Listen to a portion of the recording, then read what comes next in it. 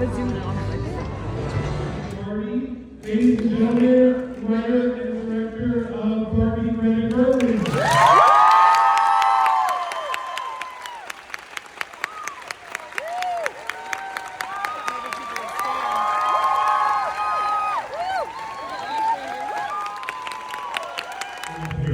Okay, great. Oh, we're still Barbie. I started writing a script with Noah Bauhack, my co-writer, and we started writing it in March of 2020 when we went into total lockdown. Our favorite thing to do, which is go to the movies, we couldn't do, and no one was making it. What did someone say no to?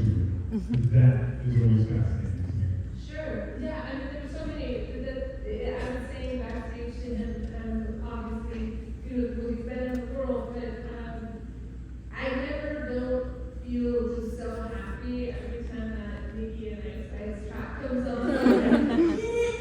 I made a track, and it's this, and this is what it is, and I was like, it has to be like a glorious, like hard-hitting song, and that's the amazing thing about directing is you sort of have all these wisps of ideas that you hope come to fruition, and you know, I can't make that song.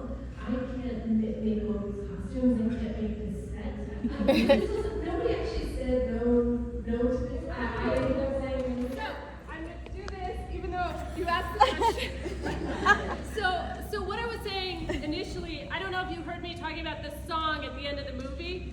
Yes. Okay, so we were saying when we were out there, I was saying, I've obviously watched this movie hundreds of times, and I'm never not delighted when we cut to black and then that bass of the Nicki Minaj Ice Spice song comes on. I'm always like, I can't believe we got to do this. Like, I can't believe that this is the song in the moment.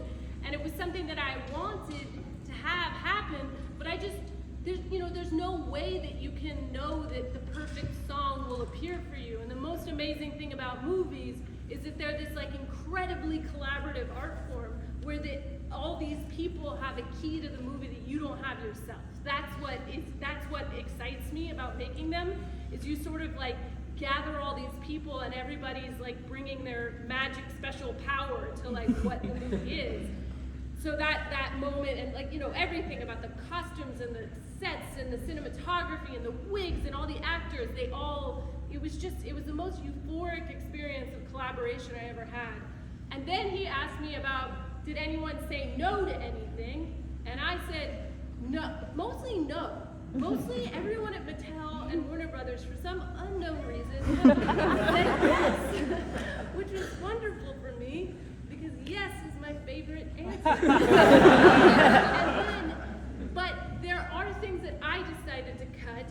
I decided to cut, in the very beginning, we had a very strange, obscure joke with Marie Curie, the scientist. And it did not play at all, and I cut it because it got about the response that it just got. And everyone was like, I'm not here for a Marie Curie joke. So that is a cut moment. So I'll do this again. Okay, Yes, okay. And I had seen her a couple times over the years, but I didn't super know her. But it was this. I was like, I've written this for you, and I hope you want to come do it. And when she said yes, it was like, I was like, oh, thank God. And actually, one of the most wonderful things about it is, I sent her the script, and she said, did you write it her husband who's learning Spanish? She said, my husband is in the other room learning Spanish. Did you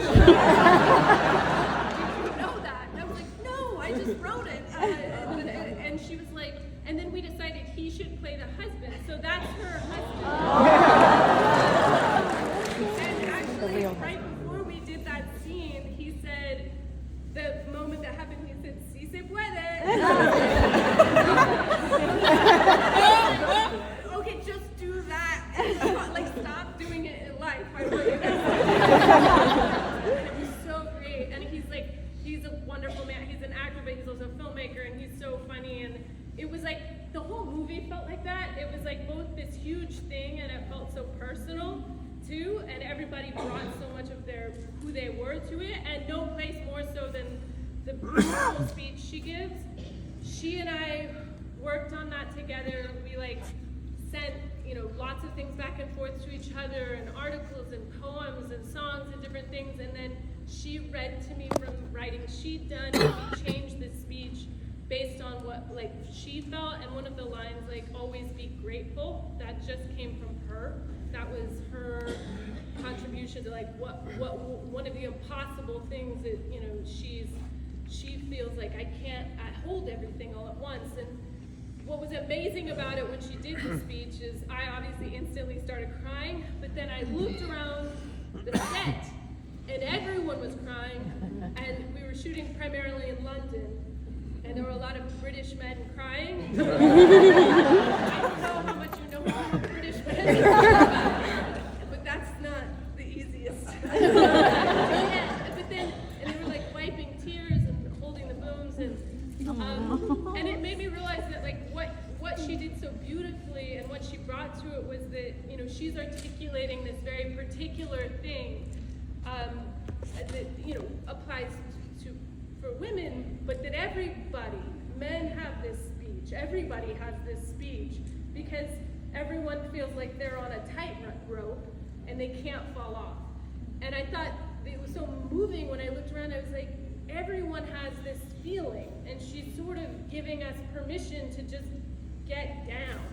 And I thought that was the most, I knew even in that moment, I was like, she gave permission to everyone in this room to get down. And then when people had the response that they did to her speech in theaters, it was I remember the first time we showed it at a test screening and a spontaneous applause happened, and I was like, it happened. So anyway, it was one of those magical moments. Yeah. It's my favorite time of the year, and I know that's something on its own. So we talk about those in creation. Anne Roth, yes, who is amazing. She's a friend of mine. I've gotten to work with her a couple of times, and she's one of the great costume designers. She did she did Midnight Cowboy and Silkwood and Clute, and she's just done everything with everyone she did. She's just she worked with Mike Nichols all the time, and she's terrific.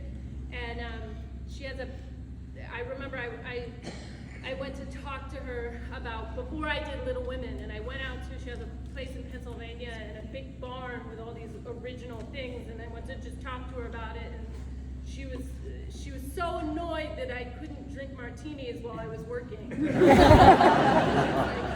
was like, Brett, you're the most boring person I know.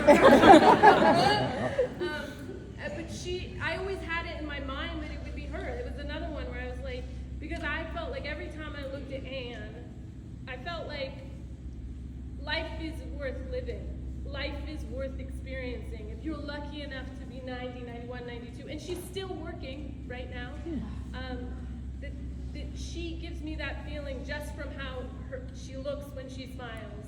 And then I told her I wanted her in the movie, and she was like, not in a million years, girl. And then I just kept asking, and finally she came and did it, and it couldn't have been better. And she really did give Margot and me and everyone on set that feeling, and she's incredible. So that was and she texted me the other day, and she's like, my granddaughter tells me I'm huge on TikTok. You are, Anne. But no, she's incredible, and to really sublime moment. That's just Ryan Gosling being maybe the most perfect creation.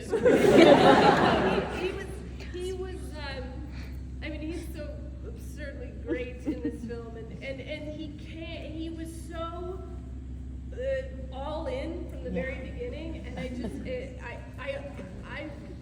Margot and I would look at each other and we were like, do you think he's actually going to come and make this movie and wear these costumes? And then the first day he showed up, they were doing sequence on the boat, and he showed up in his pink nautical outfit, and he had a seagull for the puppeteer. And I was like, he's really doing it. and it was, sublime. Awesome. My final question to you, I have to ask you tomorrow, Robbie. Yes. Because I think on paper we're like, of course you're Barbie. Of course. But she does something way different here because she's creating motion and she's a producer on the film. And I don't know if anyone noticed, just a little nice fun fact. I'm full of useless facts they may not need. But there's been one woman in history nominated for acting and producing the same year. And that was Frances McDormand for Nomadland 3 years ago. So Margot would be the second this time around. And so when you talk about working with her as an actor, but also as a producer, I know she originally asked you to just write the movie, and then you begged, or asked, whatever you want to put that, to also direct. Yeah, no, Margot is just as wonderful as you would ever want her to be. She's she's so smart, she's so talented, she's so hardworking, she's so humble, I can't say enough good things about her. I've actually spoken about her a lot with my therapist. I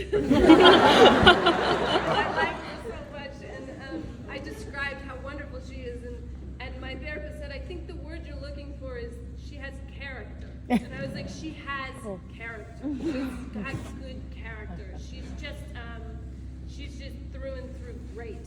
And she was the first person who came, and we met each other a little bit, and I loved her. And she said, do you want to write this? And I just wanted to do anything with her. And I said, yes, but the first thing that I said was I was going to bring Noah on to write it, which is didn't know, and then he found out. And then I said, we're not going to do like an outline and a treatment and all this stuff. Like, leave us alone and we'll give you a script. So she just immediately was the person she was all the way through, which is that she just said to everyone, Mattel, Warner Brothers, everyone, she was like, they're just going to do this, and you have to trust them. And as a producer, that's a big thing to stand in front of a project and say, trust them. And she didn't have a reason to trust me yet, and she did. And then she was just that way all the way through. And I think as a performer, because she is so outrageously beautiful, and she looks like a stereotypical Barbie, it almost makes the complication and the delicacy and the hat trick of what she pulls off with this, it almost belies it, because she makes it look so easy. And it's an almost impossible task to ask an audience to go on a journey with an inanimate doll that has no inner life at all, and then to feel like that even though you're looking at this doll, it feels like you, it feels like us. And I think what she did in terms of creating this constructed, almost like this facade, a literally plastic facade that has no character, no inner life, and then allow it to crumble before your eyes so that this other person can shine through. I think that's such a complex balancing act, and she did it with so much grace, and the movie wouldn't work even an inch if she wasn't able to pull that off. So it was something that when she just showed up and started finding it, and just the right amount of artifice at every moment, and then letting it all go away, it was sort of,